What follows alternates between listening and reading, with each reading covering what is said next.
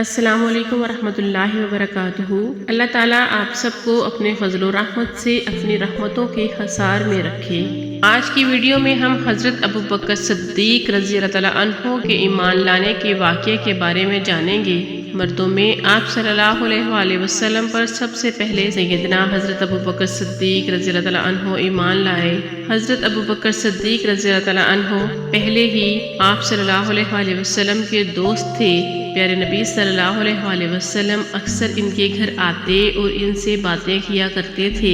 ایک دن حکیم بن حزام رضی اللہ تعالیٰ عنہ کے پاس بیٹھے تھے کہ ان کی ایک باندی وہاں آئی اور کہنے لگی، آج آپ کی پھوپھی خدیجہ نے یہ دعویٰ کیا ہے کہ ان کے شوہر اللہ تعالیٰ کی طرف سے بھیجے ہوئے پیغمبر ہیں، جیسا کہ موسیٰ علیہ السلام تھے۔ حضرت ابوبکر صدیق رضی اللہ تعالیٰ عنہ نے جو ہی حکیم بن حزام رضی اللہ تعالیٰ عنہ کی باندی کی یہ بات سنی، چپکے سے وہاں سے اٹھے اور نبی کریم صلی اللہ علیہ وآلہ وسلم کے پاس آ گئے اور آپ صلی اللہ علیہ وآلہ وسلم سے اس بارے میں پوچھا۔ اس پر آپ صلی اللہ علیہ وآلہ وسلم نے حضرت ابوبکر صدیق رضی اللہ تعالیٰ عنہ کو وحی آنے کا پورا واقعہ سنایا اور بتایا کہ آپ کو تبلیغ کا حکم دیا گیا ہے۔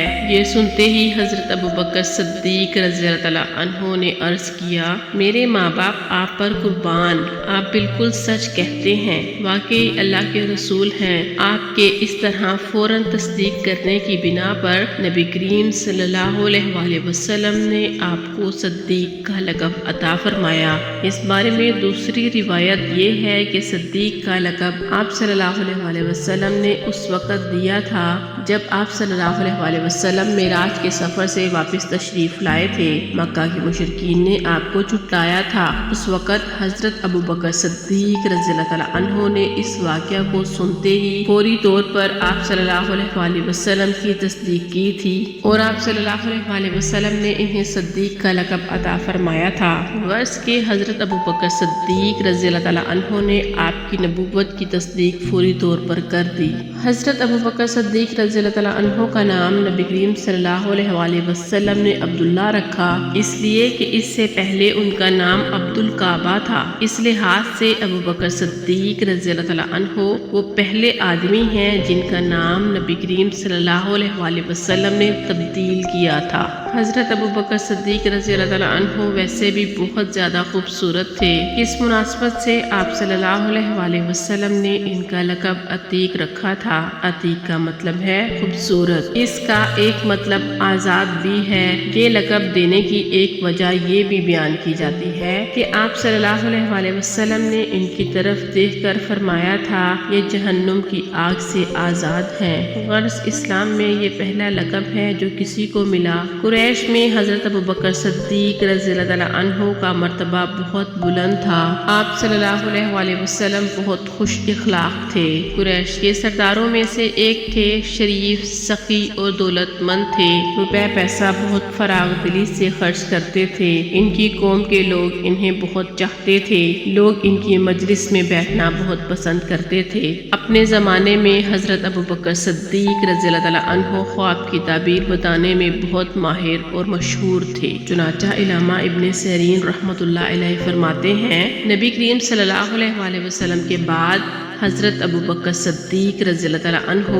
اس امت میں سب سے بہترین تعبیر بتانے والے عالم ہیں۔ علامہ ابن سیرین رحمۃ اللہ علیہ خوابوں کی تعبیر بتانے میں بہت ماہر تھے اور اس سلسلے میں ان کی کتابیں موجود ہیں۔ ان کی کتابوں میں خوابوں کی حیرت انگیز تعبیر درج ہے۔ ان کی بتائی ہوئی تعبیریں بالکل درست ثابت ہوتی رہیں۔ مطلب یہ کہ اس میدان کے ماہر حضرت ابوبکر صدیق رضی اللہ تعالیٰ عنہ کو نبی کریم صلی اللہ علیہ وآلہ وسلم کے بعد سب سے بہتر تعبیر بتانے والا فرما رہے ہیں۔ ابوبکر صدیق رضی اللہ تعالیٰ عنہ نسب نامہ بیان کرنے میں بھی بہت ماہر تھے، بلکہ کہا جاتا ہے کہ اس علم کے سب سے بڑے عالم تھے۔ قریش کے لوگوں کو کوئی بھی مشکل پیش آتی تو حضرت ابوبکر صدیق رضی اللہ تعالیٰ عنہ سے رابطہ کرتے تھے۔ حضرت ابوبکر صدیق رضی اللہ تعالیٰ عنہ کے بارے میں نبی کریم صلی اللہ علیہ وآلہ وسلم فرمایا کرتے ہیں، میں نے جسے بھی اسلام کی دعوت دعوت دی، اس نے کچھ نہ کچھ سوچ بچار اور کسی قدر و وقفے کے بعد اسلام قبول کیا، سوائے ابو بکر کے۔ وہ بغیر ہچکچاہٹ کے فوراً مسلمان ہو گئے۔ ابو بکر صدیق رضی اللہ تعالیٰ عنہ سب سے بہتر رائے دینے والے ہیں۔ پیارے نبی صلی اللہ علیہ وسلم فرماتے ہیں، میرے پاس جبرائیل علیہ السلام آئے اور انہوں نے کہا، اللہ تعالیٰ آپ کو حکم دیتا ہے اپنے معاملات میں ابو بکر سے مشورہ کیا کریں۔ نبی کریم صلی اللہ علیہ وسلم کے لیے حضرت ابو بکر صدیق رضی اللہ تعالیٰ عنہ وزیر کے درجے میں تھے۔ آپ ہر معاملے میں ان سے مشورہ لیا کرتے تھے۔